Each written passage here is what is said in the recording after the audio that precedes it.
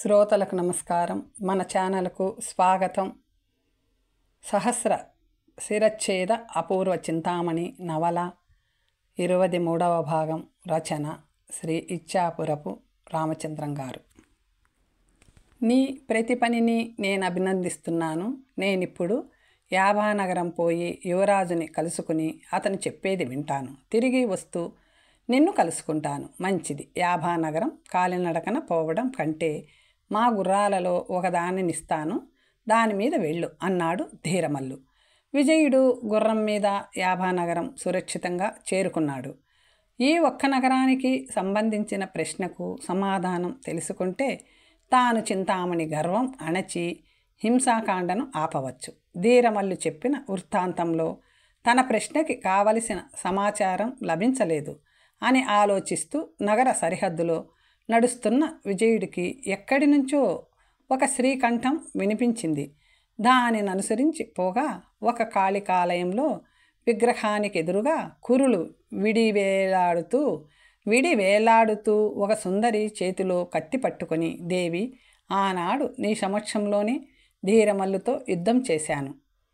అతనికి ఓడి నా కురులు విడి జారాయి. ఏడాదిలోగా అతని శిరస్సును ఖండించడమో లేక అతన్ని భర్తగా పొందడమో జరగాలని, రెండూ కాని పక్షంలో నాకు నేనుగా వచ్చి నీకు బలి అవుతానని ప్రతిజ్ఞ చేశాను. గడువు ఈ రోజుతో పూర్తయింది. మేమా వీరుడి శిరస్సు ఖండించలేకపోయాం కనుక తల్లి, ఇదిగో నా శిరస్సును నీకు అర్పిస్తున్నాను, స్వీకరించు అని కత్తి ఎత్తి తనని తాను బలిచ్చుకోబోతుంటే విజయుడు ఆమె చూడకుండా విగ్రహం వెనుక దాక్కున్నాడు. సుందరి, తొందరపడకు. నీ శరీరం మీద, ఆత్మ మీద నీకు సర్వ అధికారాలు ఉన్నాయి. ప్రాజ్ఞురాలైన నువ్వు ధీరమల్లును వివాహం చేసుకుందుకు నీ తండ్రి అంగీకారం దేనికి? ఆత్మహత్య ధీరవనితల లక్షణం కాదు. ఇక్కడికి ఉత్తరంగా 25 యోజనాల దూరంలో ధీరమల్లు కుటీరం ఉంది. నేను పంపానని చెప్పు, అతని స్వీకరిస్తాడు అన్నాడు. కాళికాదేవి అలా చెప్పిందని ఆమె ఆత్మహత్య కార్యక్రమం విరమించి అమ్మవారికి నమస్కరించి, దేవి, నీ ఆజ్ఞ శిరసా వహిస్తూ ఇప్పుడే పోయి ధీరమల్లుని కలుసుకుంటాను అని వెళ్ళిపోయింది. విజయుడు దేవి ముందుకు వచ్చి నిల్చొని, దేవి, నీ అనుగ్రహం ఉండబట్టి 4 ప్రశ్నలకు జవాబులు తెలుసుకోగలిగాను. 5వ ప్రశ్నకు జవాబు తెలుసుకుంటే కార్యక్రమం పూర్తయినట్లే. కానీ నేనా కపట బైరాగిని చింతామణిని జయించగలనా? ఇప్పటికే రాజకుమారి చేతిలో హతులై 1000 మంది రాజకుమారులు గతేమిటి? ఇది చెప్పి నాకు ఉత్సాహం కలిగించు తల్లి, లేకపోతే నేను నీ సన్నిధి వదిలిపెట్టను. ఎంతకాలమైనా సరే నీ సాన్నిధ్యంలో సత్యాగ్రహం చేస్తాను అని దీక్షతో కూర్చున్నాడు విజయుడు. అతని పట్టుదల దేవికి తెలిసిందే కనుక, విజయకుమార, నీ దీక్ష, నీ నిగ్రహం నాకు తెలుసు. నీలాంటి పరోపకార పారాయణుడు, అహింసా వ్రతుడు, త్యాగధనుడు, ప్రతిభాశాలి ఇంతవరకు పుట్టలేదు. నీకు నువ్వే సాటి. కుండిన నగరంలో నీ ప్రియురాలు నీ కోసం తీవ్రమైన పూజ చేస్తుంది. ఆమె పూజ సిద్ధించవలసిన సమయం ఆసన్నమవుతుంది. నువ్వు కపట బైరాగిని జయించగలవు. చింతామణిచే ఖండించబడిన శిరస్సులని వాటి మొండెములు కల గోతిలో వేసి నీకు భార్య కాబోయే శోభ ఆ గోతి మీద ఒక గుడ్డని కప్పి, జగన్మాత, నా పూజాఫలంగా ఈ రాజకుమారులందరినీ సజీవులుగా చెయ్యి, జై మహాకాళి అనాలి. వెంటనే ఎవరి శిరస్సు వారి మొండానికి అతుక్కొని హతులైన రాజకుమారులందరూ సజీవంగా యువతలికొస్తారు. అది విని విజయుడు కళ్ళు విప్పాడు. తల్లి, నా జీవితం సార్థకమైంది. ఇక నేను కోరవలసిందేమీ లేదు అని ఎంతో ఉత్సాహంగా నగరం వైపు నడిచాడు. విజయుడు చేరుకునేటప్పటికీ రాజమందిరం చాలా అల్లకల్లోలంగా ఉంది. సుమబాల కనిపించడం లేదని కొందరు, కాళికాదేవికి బలి అయిందని మరికొందరు కంగారు పడుతున్నారు. లోనికి పోకూడదు, నీకు అనుమతి ఉందా, ఎవరివి అని కావలివారు అడ్డుపడితే రాజభవనంలో అందరూ కంగారు పడుతున్న సుమబాలని నేను చూశాను. యువరాజుని దర్శించి ఆ విషయం చెప్పాలనే వచ్చాను అన్నాడు. వారతన్ని అశ్విని కుమార్ ముందర హాజరుపరిచి విషయం చెప్పారు. అతను తేజసింగుకి కబురు పంపి రప్పించగా అతను వచ్చి, ప్రభు, నా ఏకైక పుత్రిక అమ్మవారికి బలైపోయింది. నాకేది దారి? అవివేకిని, ఆమె కోరిక నిరాకరించాను అంటూ కంట తడి పెట్టుకుంటుంటే యువరాజు అతనితో, కంగారు పడకు, ఈ పరదేశీ సుమబాలను ఎక్కడో చూశాడట, అడిగి తెలుసుకుందాం అన్నాడు. తేజసింగు కన్నీళ్లు తుడుచుకొని ఆదుర్దగా, అయ్యా, మీరెవరో? భగవంతుడిలా ఉన్నారు. నా సుమబాలని చూశారా? ప్రాణాలతోనే ఉందా అని అడిగాడు. చూశాను. ప్రాణాలతో ఉంటే ఆమెని మీరేం చేయదలుచుకున్నారు? నా తల్లి లేని లోకం నాకెందుకండి? సంతోషంగా ఆమెను ధీరమల్లుకిచ్చి వివాహం చేసి ఆమె కోరిక తీరుస్తాను. అతను చేసుకోనంటే అడిగాడు విజయుడు. కాళ్ళ మీద పడి ప్రార్థిస్తాను. నా తప్పులు క్షమించమని వేడుకుంటాను. ధీరమల్లు మీ ప్రబల శత్రువు కదా. ఇప్పటి నుంచి అలా కాదు. అతన్ని అల్లుడిగా స్వీకరించి తల మీద పెట్టుకుంటాను. అతను చెప్పినట్లు వింటాను. నా సుమబాల బతకడమే నాకు కావాలి. అప్పుడు యువరాజు, మీ మాటల బట్టి చూడగా మా నగర విశేషాలు మీకు చాలా తెలిసినట్లుంది. మీరెవరు, ఏ దేశం అని విజయుడిని అడిగాడు. నా వివరాలు తరువాత తెలుసుకోవచ్చు. ముందర వీరి ఆరాటం తగ్గించండి అన్నాడు. వార్త తెచ్చిన నువ్వే వారి ఆరాటం తగ్గించాలి. సుమబాల ఎక్కడుంది? ఆమెను ఇక్కడికి తెప్పించే మార్గం, కర్తవ్యము ఏమిటి అన్నాడు. చెప్పండి బాబు, మా సుమబాలని మాకు చేర్చారంటే మీకు చాలా పుణ్యం ఉంటుంది అన్నాడు తేజసింగు.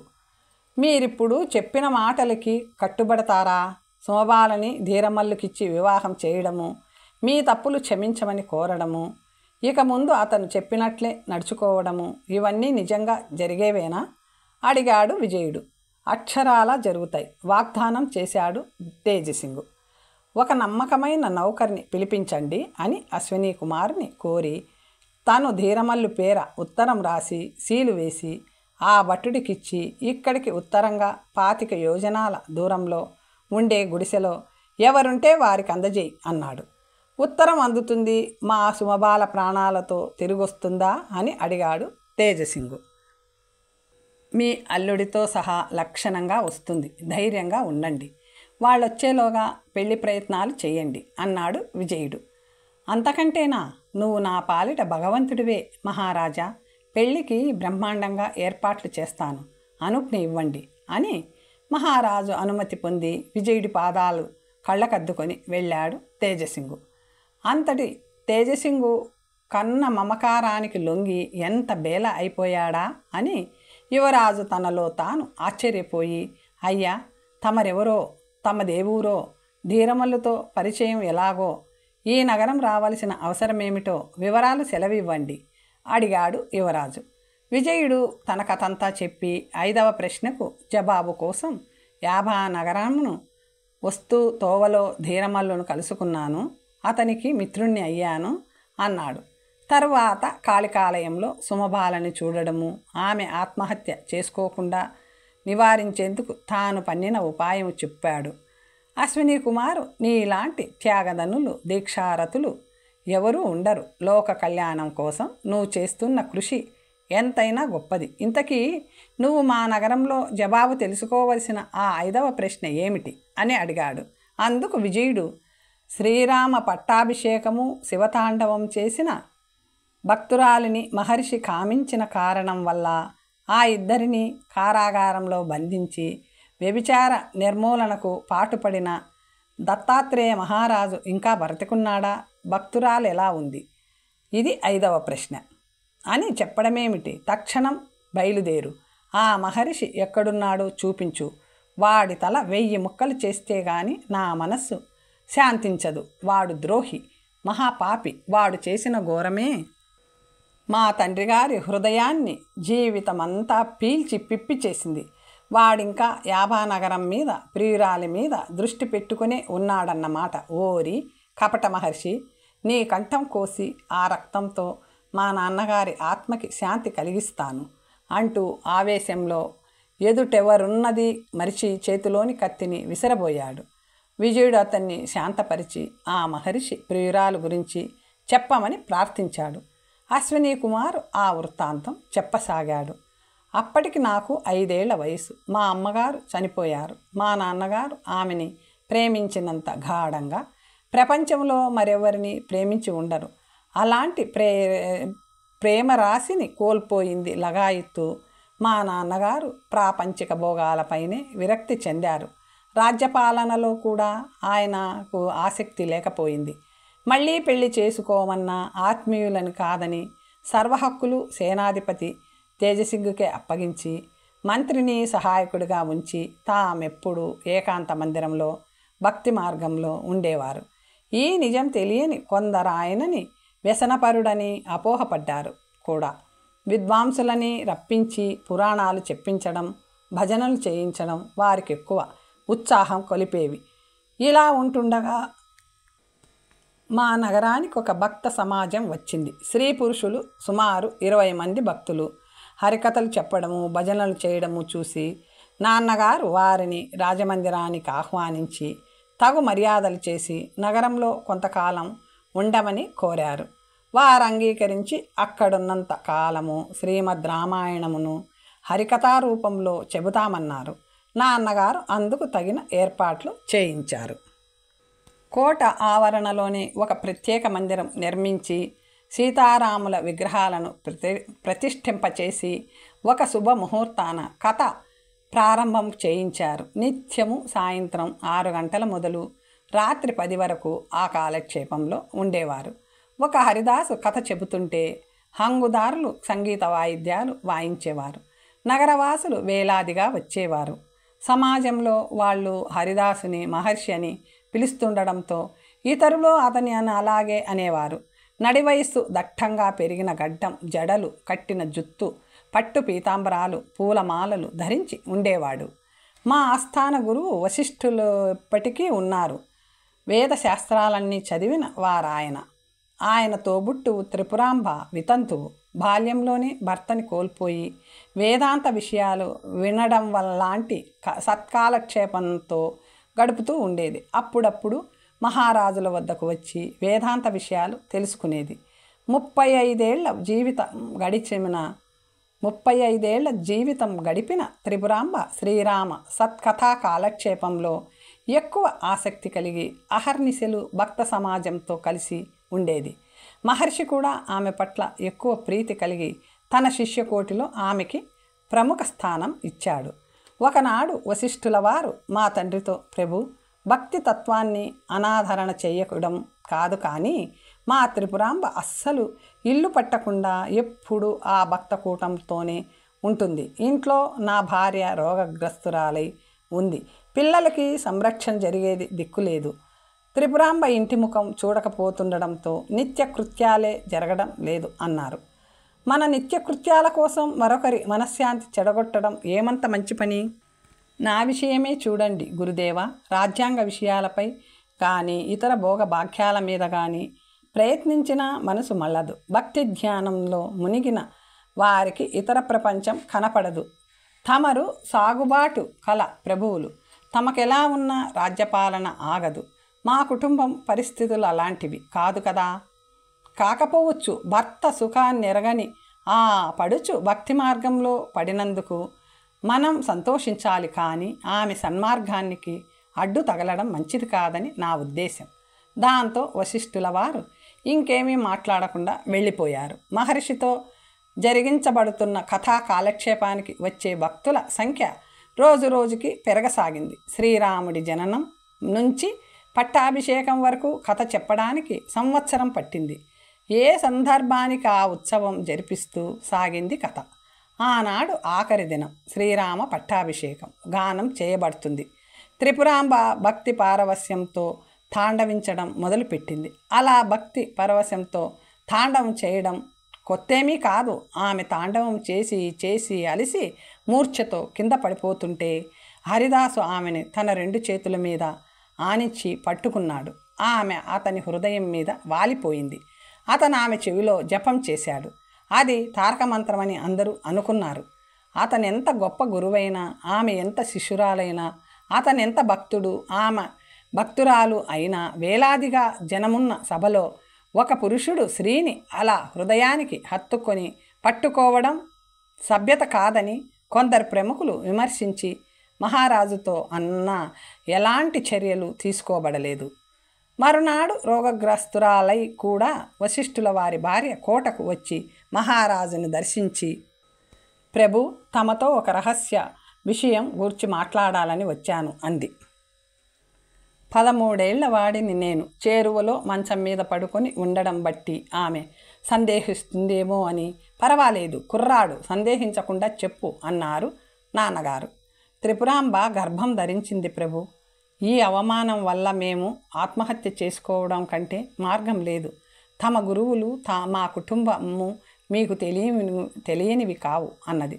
నాయనగారు ఆ మాట వినేసరికి విభ్రాంతులయ్యారు. కొంతసేపటికి వరకు ఆయన నోట మాట రాలేదు. ఎవరు చెప్పారు, ఎలాగో అడిగారు. ఎవరో చెప్పడం ఎందుకు ప్రభు, ఆమె 3 మాసాల నుంచి ఇంటి ముఖం పట్టలేదు. రాత్రింబగళ్ళు భక్త సమాజంలోనే మకాం పెట్టేసింది. నిన్న వాంతులు అవుతున్నాయని ఇంటికొచ్చింది. ఆడవాళ్ళ విషయం ఆడవాళ్ళకి తెలుస్తుంది లేండి. ఇప్పుడు ఆమెకి 5వ మాసం. నేను ఆయన నిలదీసి అడిగితే ఏమీ చెప్పకుండా మళ్ళీ భక్త సమాజానికి పోయింది. ఇది మీకు చెప్పడానికి మా వారికి ముఖం చెల్లలేదు. కుటుంబం గౌరవం గంగపాలవుతున్నప్పుడు అభిమానం పడి ఏం ప్రయోజనమని మాకు పోషకులైన తమకు చెప్పుకుందామని ఇలాంటి పరిస్థితిలో కూడా వచ్చానండి అంది. ఏం చెప్పాలో తెలియక కాబోలు మా నాయనగారు మౌనం వహించారు. వితంతువు గర్భం ధరించడం తమ రాజ్యంలో ఎప్పుడైనా ఉందా? అందులోనూ అగ్నిహోత్రం లాంటి మా కుటుంబంలోనా? ఇప్పుడు మా కర్తవ్యమేమిటి? ఆలు మగలం ఇద్దరము ఉరిపోసుకు చావడం కంటే గత్యంతరం ఉందా అని ఏడవసాగింది ఆవిడ. ఏడవకండి, మీ కుటుంబ గౌరవం చెదరకుండా నేను చూస్తాను. మీరు వెళ్ళి స్థిమితంగా ఉండండి. నిజానిజాలు తెలుసుకుని కర్తవ్యం ఆలోచిస్తాం అని మహారాజు చెప్పడంతో ఆమె వెళ్ళిపోయింది. మహారాజు తేజసింగుకి కబురంపి విషయం చెప్పారు. అది విని అతను హరిహరి అంటూ చెవులు మూసుకున్నాడు. ఈ పాపకార్యం ఎవరి వల్ల జరిగిందో తెలుసుకుని దండించవలసి ఉంది. ఈ రాజ్యంలో ఇకనైనా వ్యభిచారం జరగకుండా కట్టడి చెయ్యి. వ్యభిచరించిన వారికి జీవిత ఖైదు విధించబడుతుందని దండోరా వేయించు. త్రిపురాంబ విషయంలో నువ్వు స్వయంగా పూనుకొని రహస్య పరిశోధన చెయ్యి. ఆ పాపిని బంధించి తీసుకురా. వశిష్ఠుల వారి కుటుంబ గౌరవం చెడకుండా కాపాడవలసిన బాధ్యత మన మీదుంది అన్నారు రాజుగారు. చిత్తం, రేపీ పాటికి విషయం తెలుసుకుని మనవి చేస్తాను ప్రభు అని తేజసింగు వెళ్ళాడు. కొద్దిసేపటిలోనే మంత్రి వచ్చాడు. ప్రభు, అత్యవసర సందర్భం వచ్చి తమ ప్రశాంతతకు భంగం కలిగించవలసి వస్తుంది, క్షమించండి. ఏమిటా అత్యవసర కార్యం? తమరు ఆహ్వానించి అధిక గౌరవంతో చూస్తున్న భక్త సమాజం గురించి చాలా చెడ్డగా వింటున్నాం. భక్త సమాజం గురించా? చిత్తం, ముఖ్యంగా ఆ మహర్షి గురించి. భక్తుడని పేరు మోపిన అతని జీవితంలో రహస్యంగా చాలా కుళ్ళు ఉందని తెలుస్తుంది. అతనెక్కడెక్కడో నేరాలు చేసి ఈ వేషంలో మన రాజధాని చేరి ఉంటాడని మన గూఢచారులు అనుమానిస్తున్నారు అన్నారు. ఒకసారి ఆగి, వశిష్ఠుల వారి వితంతు సోదరి గర్భవతి అయిందన్న విషయం నగరమంతటా అలజడి కలిగిస్తుంది. అంతేకాదు, వారి కుటుంబాన్ని బహిష్కరించేందుకు కుల పెద్దలందరూ యోచన చేస్తున్నారు. అతని వితంతు సోదరి నేరం చేస్తే శిక్ష అతనికెందుకు అడిగారు రాజుగారు. కుటుంబంలో ఎవరు తప్పు చేసినా ఆ తప్పుకి కుటుంబాన్ని అంతటినీ శిక్షించడం దేశాచారం. సరే, విషయ నిర్ధారణకు తేజసింగు పూనుకున్నాడు. నువ్వు వెళ్ళి నీ పని చూసుకో అని మంత్రిని పంపేశారు రాజుగారు. మర్నాటి ఉదయం మా నాయనగారు జపం చేసుకుంటుండగా తేజసింగు 2 ఖైదులను భటుల చేత బంధింపబడిచేసి తీసుకొచ్చాడు. ఆ స్త్రీ పురుషులని త్రిపురాంబ మహర్షిగా గ్రహించారు నాన్నగారు. రాగానే, ప్రభు, గత రాత్రి నేను మారువేషంతో భక్త సమాజంలో ఒకడినై సంచరించి విషయమంతటిని తెలుసుకున్నాను. నర్షి, మహా, సింహ వాళ్ళ నగరాలలో నేరాలు చేసి హరిదాసుగా భక్త సమాజాన్ని వెంటబెట్టుకొని మన నగరం చేరిన ఈ మహర్షి మోసగాడు. ఇక్కడ చేరిన మొదటి వారంలోనే వశిష్ఠుల వారి సోదరిని మోహించి అప్పటి నుంచి ఆమెతో అవినీతి సంబంధం కలిగి ఉన్నాడు. ఇతని వల్లనే ఈ నీచురాలు గర్భం దాల్చింది. ప్రభువులు విచారించి నేరస్తులకి శిక్ష విధించండి అన్నాడు తేజసింగు. మా సేనాధిపతి చెప్పిన దానికి విరుద్ధంగా మీరేమైనా చెప్పవలసి ఉందా? త్రిపురాంబ తలెత్తలేదు. మహర్షి మాత్రం సేనాపతి చెప్పిందంతా వాస్తవమే, నన్ను క్షమించి వదిలిపెట్టవలసిందని ప్రార్థిస్తున్నాను అన్నాడు. నీచుడా, మహాభక్తుడిలా నటించి ఇంత నీచ కార్యానికి కొడంబడిన నిన్నెవరు క్షమిస్తారు అని మహర్షిని నిందించి, తేజసింగు ఈ పాపులిద్దరినీ యావజ్జీవ ఖైదులుగా ఉంచు. అంతేకాదు, ఈ రాజ్యంలో వ్యభిచారమన్నది జరగకూడదు. ఇలాంటి వ్యభిచార నేరం చేసిన వారికి ఇదే శిక్ష. వ్యభిచార పిశాచాన్ని కూకటి వేళ్లతో నిర్మూలించవలసిన బాధ్యత పాలకులది. ఈ నీచుల్ని నా కళ్ళకు ఎదుట నుంచి తక్షణం తొలగించు అని తేజసింగుని ఆజ్ఞాపించారు.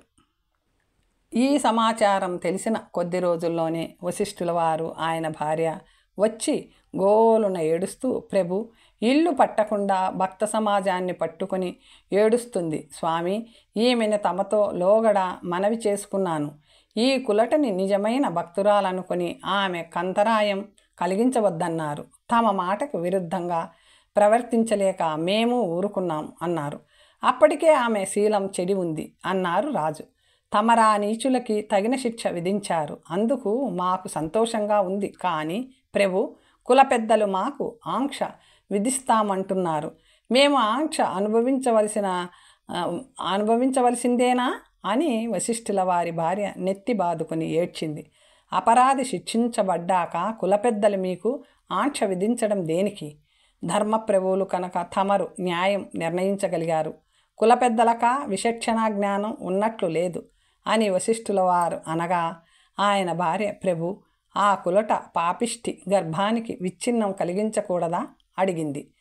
చీచి, నా రాజ్యంలో భ్రూణహత్యలు శిశుహత్యలు కూడానా భరించలేను. అలాంటి మాటలు నాకు చెప్పకండి అన్నారు రాజు చెవులు మూసుకొని. వెళ్ళండి, కుల పెద్దలను రావించి నేను మాట్లాడతాను. ఏ నేరము చెయ్యని మీకు ఆంక్ష విధించడం న్యాయం కాదని చెబుతాను అన్నారు. ఆ దంపతులు వెళ్ళిపోయారు. తేజసింగు కపట మహర్షిని త్రిపురాంబనే కాకుండా మహర్షితో అతనికి హంగుదారులుగా ఉన్న భక్త సమాజ సభ్యులు 20 మంది స్త్రీ పురుషులతో సహా ఖైదు చేయించాడు.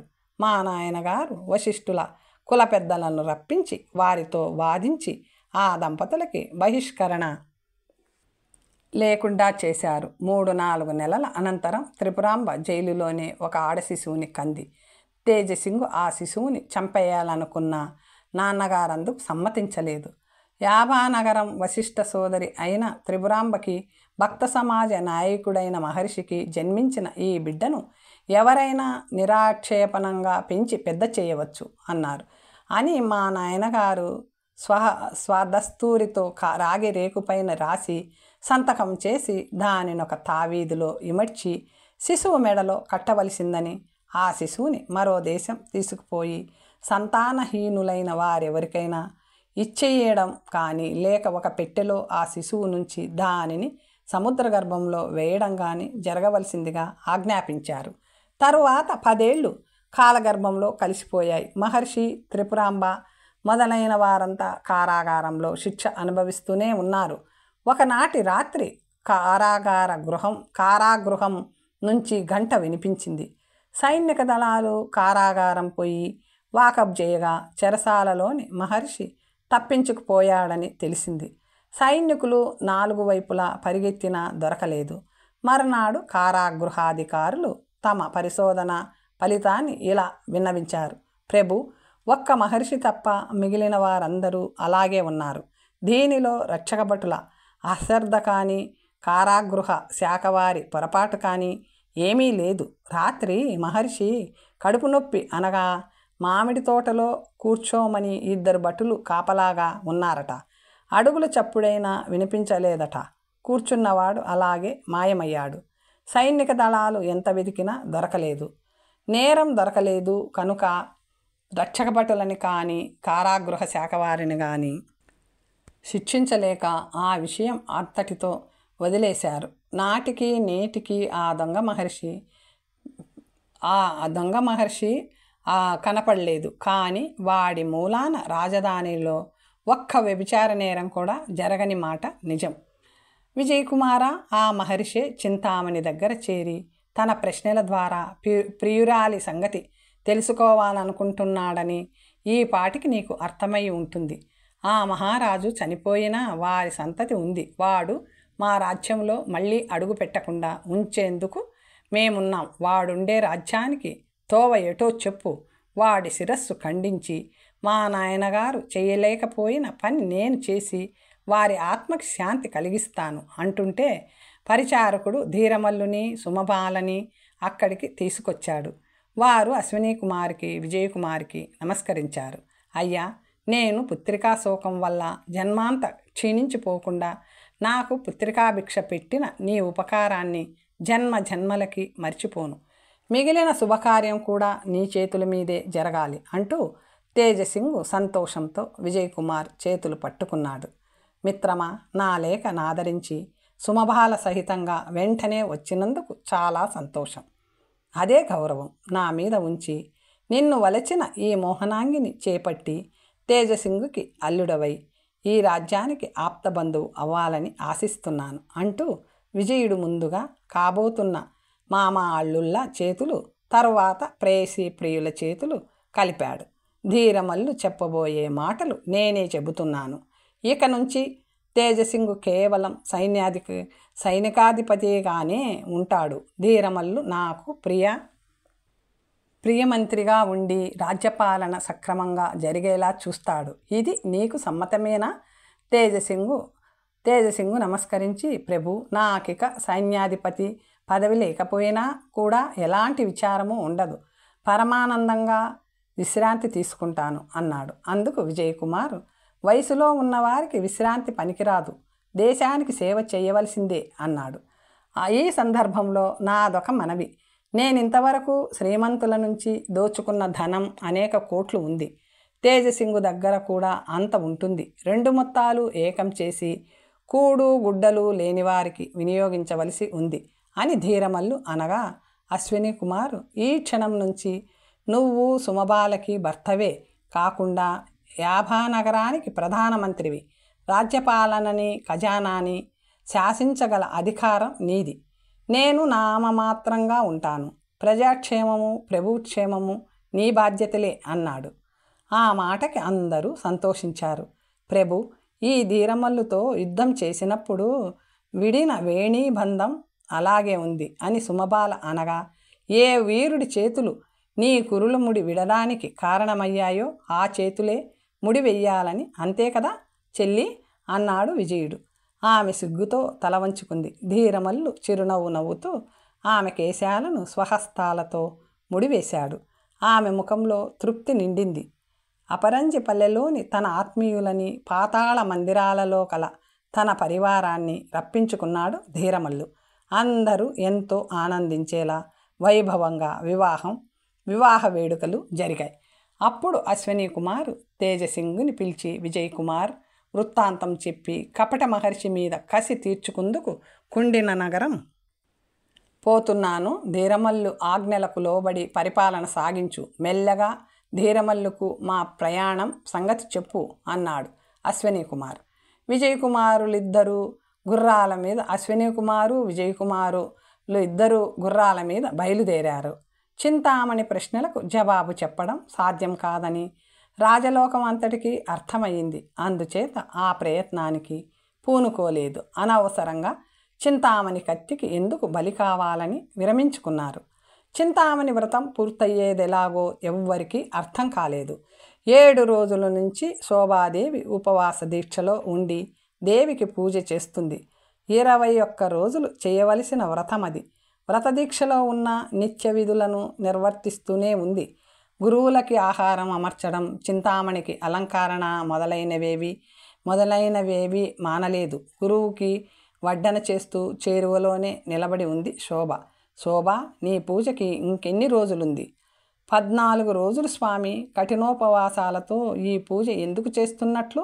నీ పెళ్ళికా, నీ దేవి పెళ్ళికా? ముందు నా దేవి చింతామణికి పెళ్ళి కావాలి, ఆ పైన నా విషయం అన్నది. అయితే చింతామణికి శీఘ్రంగా పెళ్ళవ్వాలని అన్నమాట నీ పూజలు. 1000 మంది రాజకుమారులయ్యారు, ఆ పైన ఎవరూ రావడం లేదు స్వామి. వస్తారు. చింతామణికి ఆ చిరకాలంలోనే పెళ్ళి అవుతుంది. ఏమో సంవత్సరాలు గడిచిపోతున్నాయి కానీ ఆమె ప్రశ్నలకు జవాబు చెప్పగలవారు ఒక్కరు రావడం లేదు. నిట్టూర్చింది శోభ. సత్ఫలితాలనిచ్చే వ్రతం అంత తేలికగా ఉండదు. అర్హత గల వరుడి కోసమే ఇంత ప్రయత్నం. కొంతకాలానికైనా ఆమె ప్రశ్నలకు బదులు చెప్పి ఆమెను వివాహమాడగల రాజకుమారుడు లభిస్తే నువ్వు కూడా అలాంటి వ్రతమే పూనాలి. నీకు కూడా అలాంటి కఠినమైన ప్రశ్నలు ఇస్తాను అన్నాడు. శోభ గుండెలు దడదడలాడాయి. వద్దులేండి స్వామి, రాజకుమారి పెళ్ళికి అవసరమయ్యేంత పెద్ద ప్రయత్నం నా పెళ్ళికి అవసరం ఉండదు. నేనొక సామాన్య చెలికత్తెను అన్నది. అయినా సౌందర్యంలో మీ రాణిని మించి ఉంటావు. నీ యవ్వన సౌందర్యాలకి తగిన వరుడు రావద్దు అన్నాడు. నా అదృష్టం ఎలా ఉంటే అలా జరుగుతుంది. నా గురించి గురువులకేమీ శ్రమ వద్దండి అన్నది. బాలమహర్షి ఆమె వైపు తీక్షణంగా చూశాడు. భయంతో ఆమెకు వణుకు వచ్చింది. అక్కడి నుంచి వెళ్ళిపోతే బాగుండుననుకుంది. కానీ ఆయన భోజనం ఇంకా పూర్తి కాలేదు. అదృష్టవశాత్తు చింతామణి అక్కడికి రావడం వల్ల శోభకి ధైర్యం వచ్చింది. దేవి, గురువులకేం కావాలో చూస్తావా? అమ్మగారి దగ్గర దీపముందో లేదో చూసొస్తా అన్నది. పోయిరా అక్క, గురువుల దగ్గర నేనుంటా అంది చింతామణి. బాలమహర్షి గుడ్లెర్ర చేసి చేస్తున్న భోజనం వదిలేసి చేతులు కడుక్కొని వేగంగా తన గదిలోకి వెళ్ళిపోయాడు.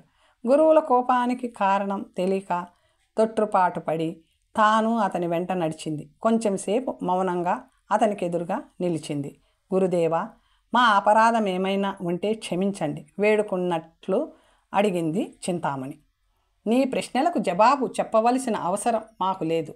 నువ్విక వెళ్ళవచ్చు. అతని తీక్షణతకు భయపడి ఆమె అక్కడి నుంచి వెళ్ళక తప్పింది కాదు. శోభ దగ్గరికి వచ్చి పూజా ద్రవ్యాలు సర్దుతున్న ఆమెను గురువుగారు భోజనం చేయకుండానే లేచిపోయారు. వారికంత కోపం ఎందుకు వచ్చింది శోభ అని అడిగింది. భోజనం వదిలి వెళ్ళారా? ఆశ్చర్యపడింది ఆమె. వారికెప్పుడూ ఇంత ఆగ్రహం రాలేదు. వారిని నువ్వేమైనా ప్రశ్నించావా? నేనేమీ ప్రశ్నించలేదు. ఎన్నడూ లేనిది ఇవాళ వారే తమంత తాముగా పలకరించారు అంటూ తమ మధ్య జరిగిన సంభాషణంతా వివరించింది.